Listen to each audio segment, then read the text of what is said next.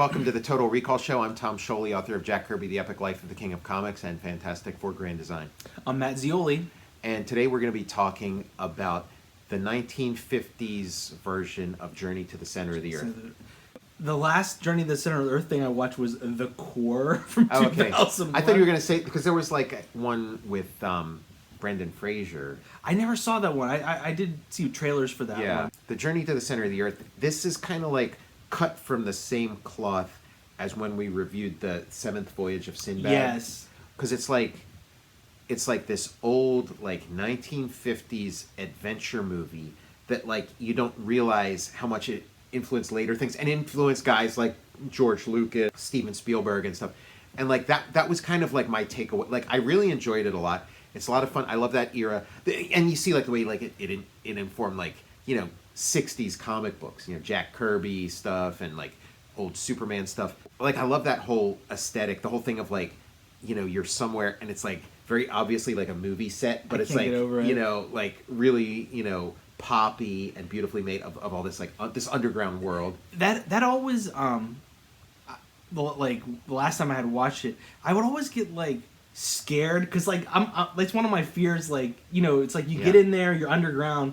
Even if it's like a fake world, it's like you can't escape. So it like causes a little bit of a panic action. Right, yeah, like some claustrophobia. Although it's hard to get claustrophobic in these like spacious sets that they're building, you know. I just want to go home and I'm like, how can I get away from this like ocean under the like or a whirlpool, or like, hey, where did that dinosaur come from? Like like the plot's kind of cool, like because you know it ends up being these like competing expeditions, you know, like you could see it becoming like the blueprint for like other movies and books and things. It's like I love when there's the competing expedition angle, like in Twister. It's like you got Bill Paxton and like the Carrie Elway's character, or just like I don't know why I specifically mentioned Twister. No, sure. Like it's just become like ingrained in film, and it's like you have the evil. Check that out. That's great. Oh my god, it's You have that evil, like there's sort of like the evil guy who like is sort of trailing them and sabotaging it, and then kind of becomes part of their group. But like there were just like certain things in it where it's like, oh, Raiders of the Lost Ark. There's a moment where they're being chased by a rolling boulder. You know, because people talk about like, oh, that was from like a Uncle Scrooge comic or something. Okay. But like, I'm pretty sure this movie predates that. Definitely. You know? I think the movie's from 59. 59, okay. You know, it starts out as kind of like more like sort of typical caves and stuff, but as they get deeper, it becomes this underground. There's like this whole crystal room with like waterfalls and stuff. And then you got Pat Boone. Pat Boone. Yeah, Pat Boone. It's so funny the way they use Pat Boone in the movie, because he's like the eye candy or something. Because there's like a scene where it's like Austin Powers kind of stuff, where he's like getting a shower and he's like naked, but they have like all the rock formations kind of like just like blocking it out and stuff. And he has like a girlfriend who's like waiting for him back home. I kept expecting her to sort of like somehow make her way into, because like there were a lot of things of like getting various characters into this underground world with them, and I kept expecting her to show up. And I think like if they made this movie today, she would have definitely been it. But instead, she's sort of at home, kind of like wondering what they're up to and wondering if they're dead, if they're, you know, ever even going to make it out alive. well, there's like this like older woman. It's like May December or something. There's this older woman who is kind of like she's sort of the love interest for James Mason, who's kind of like the older professor who's like leading the expedition. But there is a moment where like it looks like maybe she's going to be getting together with Pat Boone, and then she's kind of like, is there a girl waiting for you back home? He's like, yeah, and she's like, you know, try thinking about her, you know, try thinking about her, because this isn't going to work, you know. I'm glad 20th Century Fox isn't getting cut from the beginning of the movie. Yeah, and what a great poster. They have this like great painted poster. You got this like giant like lizard or something. It looks so awesome. Cinemascope, Tom. Oh. Yeah, these epics. I was watching Fantastic Voyage also, which again, Fantastic Voyage is like cut from this. Yeah, it was kind of cool seeing that. When they get to that like ocean in like the center of the earth, dinosaurs or like giant lizards or whatever, and it's like they do the thing where it's like an actual lizard, like green screen. I love that too. Yeah, and they're like pretty. There's like a lot of blood and stuff in that scene. It gets kind of wild, and you do wonder like, are these lizards getting killed? They're like, this movie's a long one. CinemaScope lenses by Bausch and Lomb. Yeah, this is something that like maybe would have had an intermission or something. It starts out in Scotland. You get some beautiful shots of Scotland, and then they find this old rock or whatever, and it's like this is the proof. The plumb line. Look, okay, what an odd use for green screen. They have James Mason in front of a bookstore, and the bookstore is like blue screened in. And it's out of scale. Those books are gigantic. Yeah, they're bigger than him. Like, would it have... Like, how hard would it have been? Like, I know on the Total Recall show budget, if we want a row of books behind us, we got a green screen them. Yeah. But, like, this CinemaScope 20th Century Fox, they really need... Like, it cuts to, like, this lush, huge outdoor set with all these extras. Why did they need that ridiculous... This green screen. Yeah, we keep calling it green screen because we're in the 2020s, but back then it was blue screen. Blue screen. This guy's an absent-minded professor. He just walks right into a marching band that I think is, like, doing a marching band tribute to something he did or something. A lot of kilts.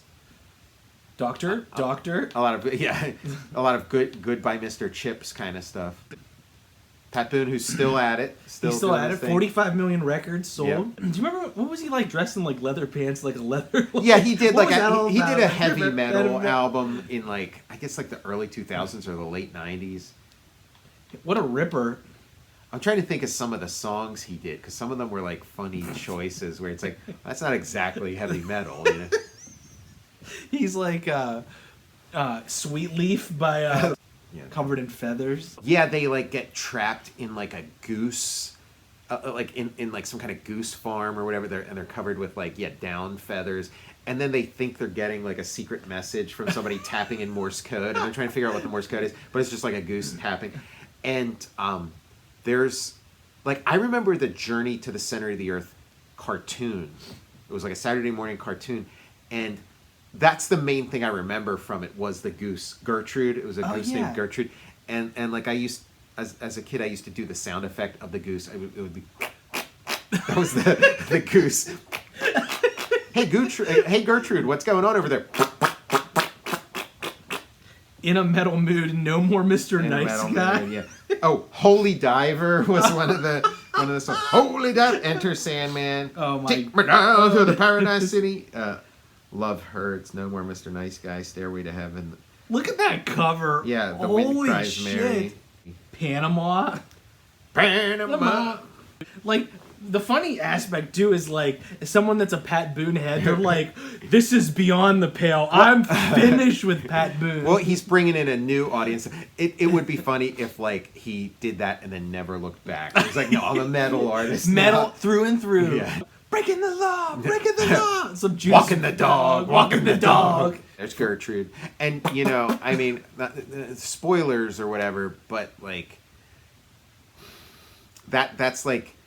The point of no return when that guy kills Gertrude and eats Gertrude because they need some food, it's tough. Yeah, it's rough, and like that guy gets punished almost immediately.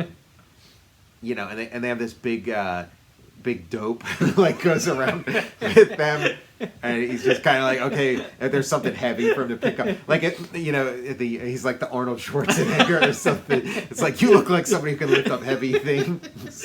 He's like eating his boogers and stuff. Right. Doesn't it look like so much fun that like you wouldn't really want to go spelunking in like a real cave, but wouldn't you love to go exploring this like Hollywood cave? Absolutely. And where you have like these like lights that you turn them on and love it. Journey to the Center of the Earth, like, it feels like it would be kind of a dry movie because it's like one of those like Jules Verne science fiction stories where like the big bold science fiction idea is like flashlights. Like he invents flashlights, genius, which is like kind of cool in retrospect, but like it's kind of not enough to like dazzle you, like even in the 50s to get excited about a thing that like anticipated the invention of flashlights. Like the poster, seeing the poster enticed me to watch this because it was like, okay, they're gonna find dinosaurs, they're gonna find this and that, you know. Total Recall show goes subterranean. Yeah, we do a live episode from like what Crystal Crystal Caves or whatever. What's the cave formation around here? There's like Laurel Caverns. Laurel Caverns, yeah.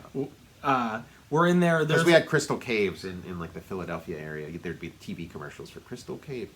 Like everybody's fully dressed, but then Pat Boone is like showering behind a rock. There's like, we're kind of in a hurry. It's like we don't need to get completely butt naked here. Yeah, there are some claustrophobic kind of moments because like Pat Boone goes down into this little like sub cave, and then it starts like filling up with water. He's like, pass me the loofah. Loofah, Rigno, pass me the loofah. Yes, sir, coming right up. Yeah, and they take a gem out of this like wall of gems, and then it's like the little Dutch boy or something. Like the water starts spouting out, and then before you know it, it's flooding. See, this is like underground stuff. Like, it's like I just want to get back up top. You know, and you got to have the scene where everybody gets split up. You know, where somebody gets lost, and like all hope's lost because it's like, how are they ever gonna like reunite? But this underground world kind of. Look how beautiful that is. There was like a bridge he goes across and the bridge collapses. And again, we talked about Star Wars and Raiders and stuff when we watched Sinbad. And there's just like something in the air in this like sort of late 50s, early 60s, this like age of wonder or something. It has that special feeling. Yeah. So him going across that bridge and then it collapses, it like really, that rock bridge, it really does feel like, man, I've seen that, you know, like I've seen that shot. He like swings across. Yeah. I know I've seen it in Krull. There's a moment in Krull where there's like this rocky bridge they go across that collapses. Those slacks, Pat Boone looks like he's poured into this. Yeah, they are the predecessor of those like the leather pants that he wears on when he sings Holy Diver.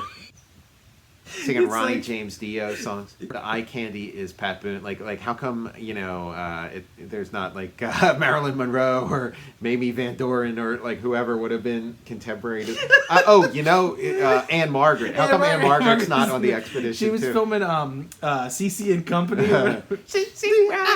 At this time, she was probably doing Viva Las Vegas. I'm not sure how that.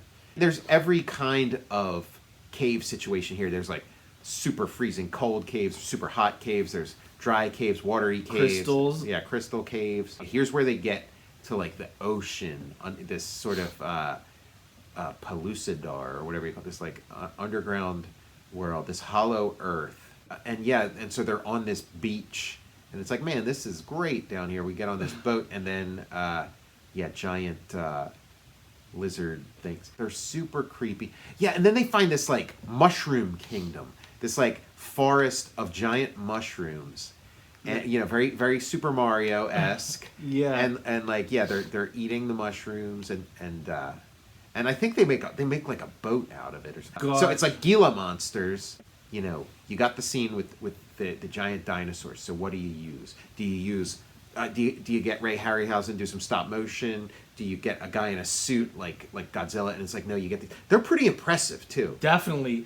And like those the holes that they're coming out, oh my god! Yeah, it's like, and when they started making the Star Wars movies, they kind of like made fun of this approach. They say, it doesn't work, it doesn't look right, but man, like they get a lot of mileage out of it in this movie. Those are pretty they're really well filmed, and threatening. And when they start going nuts and start attacking each other, it's terrifying. This blood flowing everywhere. You think that's like their real like skin color? You think they're like painted up? Yeah, I wonder. Weren't there like Gila monsters in like the first Flash Gordon, like the movie serials? That looks great. Yeah, it looks really good. They look very cool in sci-fi, and like the camera's like slowed down. It's like over cranking, and the sound adds to it. The set that they like pop out of, they looks to scale. Yeah. They're managed to get low. They're filming way low, using like a macro lens or something. It's making me think of it. It's making me think of the dewbacks in Star Wars, and I don't know, like I haven't seen every single like new Star Wars TV show. I haven't seen like all the episodes of Andor or whatever. But has there ever been like a dewback in motion scene? Like even in the special features, I think the dewbacks we're just kind of doing these Plotting. like slow plot, but like a running do back, because like it would be that, you know, just sort Definitely. of like, you know, minus the fin on the back. And then the other lizards smell the blood, and like he's a goner. Feeding frenzy. Yeah. Oh my god. Look at that. Yeah, man, how did they get them to bite like that? And I'm hoping that that's just like a fake. I mean, I don't know. It looks like the real thing. Like looks it's like real. I'm hoping it's just like a fake Gila monster that they stuffed with like, I don't know, tuna salad or something, you know, something to make the donuts. Because like, yeah, look, it looks like it's still moving too. So I mean, this is before the era of like no animals were harmed in the making of this film. So They're that animal that they were biting. It's played by Pat Boone. so yeah, now they're back home, and yeah, like I feel like other movies of this type, like The First Men in the Moon or something, like the guy gets to have his girlfriend go on the expedition with him. But I don't know, I guess that creates some tension. He's all tanned up. Yeah, how do you maintain a The tan underground? The center of the earth. So there's, you know, these cool set pieces that are kind of parceled out, and this like boat scene's really cool. But then they get to this like, it's kind of like the last really cool set piece where they're in, it's like a land of the giants or something. Yeah. I guess it's like where like the people of Atlantis escaped to, is like this underground world, and there's like all these like this like giant chalice or something that they're hiding in. It's super cool. Anything involving Atlantis. Oh, there's that whirlpool. Yeah, the whirlpool that sucks them down. I just can't help but think like, oh, this is something that Jack Kirby would have seen, like, you know, right before he's doing all this like you know, Marvel kind of like high adventure kind of stuff, like you know, like the Mole Man and his the sort of like underground kingdom of the Moloids and stuff. Like it feels like especially some of the backgrounds feel like, you know, something Kirby would have been riffing off of. The timing lines up too. Watching this movie, it's amazing seeing like you said, like you get bored with one background, yeah, you're getting something else right away. Like, yeah. And yeah, Pat Boone, he's like, one day I'm gonna sing Holy Diver. Like the villain eats Gertrude, kills Gertrude, eats him. And when Sven finds out, he's like, he's a complete Dolph Lundgren lookalike, you know, straight out of He-Man. Tom. You can't do it. This is like the opposite of Save the Cat. You know, kill the goose. He's like, you fucked with the wrong dope here. Man, like how these sets, they are so beautiful, and every little bit of like rock and debris is like so perfectly placed. Pat Boone's got like Incredible Hulk like ripped around like yeah, strategically ripped plaid pants. That goose looked delicious. Yeah, I guess it's like it's a 1950s movie, so they can't have Sven kill this guy. He has to like almost kill him and then have him like accidentally fall into a rock pile of his own. But yeah, check out this. This is like where the residents of Atlantis sort of spent their last days. They found this like secret cave that they could preserve their culture, and there's all kinds of treasures there and stuff. This definitely has Indiana Jones vibes. Yes, very Indiana Jones. You're in the treasure chamber, and I think there's even like a scene that's kind of like in Indiana Jones when they're in the tomb and they have to like, you know, knock something over to like bust a wall. Yeah, you know, there's that kind of stuff. And this is like all very like hero's journey kind of stuff, because I think there's treasures there, and they like, you know, they can't take the treasure with them. You know, they can like Last Crusade. Yeah, right. He's even got like the little Last Crusade cup. Oh, and look, they got some lembas bread. They got some Atlantean bread, but of course it's like stale from being, you know, thousands of years old. He's like, where's the sell by? When's the Best Buy take on this thing?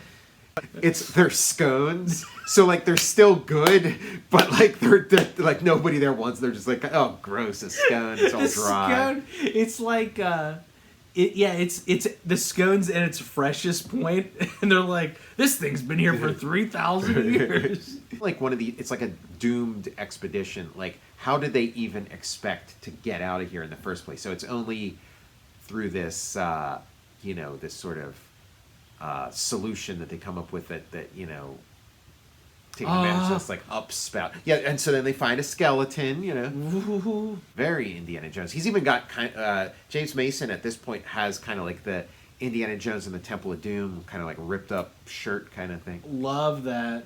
Oh, and look, he's leaving a clue. The skeleton. There's a classic right there. The skeleton pointing to a clue. Yeah, that's the way out. If you can get in that upspout. You know, they sure as hell don't make them like they used to. This thing is like just lush. Yeah. Beautiful, fun. Epic 50s adventure. What an adventure. Yeah, I love the Technicolor, the CinemaScope. You know. Just because we're under the ground here, can you guys try to keep your damn shirts Oh, I forgot. There's like another lizard hiding in the... Yeah, there you go. Yeah, where it's like the thing that you think is part of the architecture is actually alive. That like Gila monster like turns red, and then I guess he like shoots fire or something. I like how... Man, I wonder, do they ever have action figures for this? Because, like, sure, yeah. This would be a great, like, it's like the Atlantis playset featuring, like, and then you have the different types of lizards. Ask our dads or like, our grandfathers or something if they... Yeah, this was a real surprise treat because I just kind of gave it a try, and yet it did, like, at a glance, it seemed to me like this might be a little dry, but I tried it, and it was just, like, so much fun. You've been watching the Journey to the Center of the Earth episode of the Total Recall Show. I'm Tom Scioli, author of Jack Kirby, The Epic Life of the King of Comics, and Fantastic Four Grand Design. I'm Matt Zeoli. And follow me on Twitter at Tom Scioli, on Instagram at Tom_Scioli. Check out my Patreon. Go to patreon.com, search Tom Scioli to see the various comics I've been working on for the past few years. Follow me on Instagram at cinema_tune.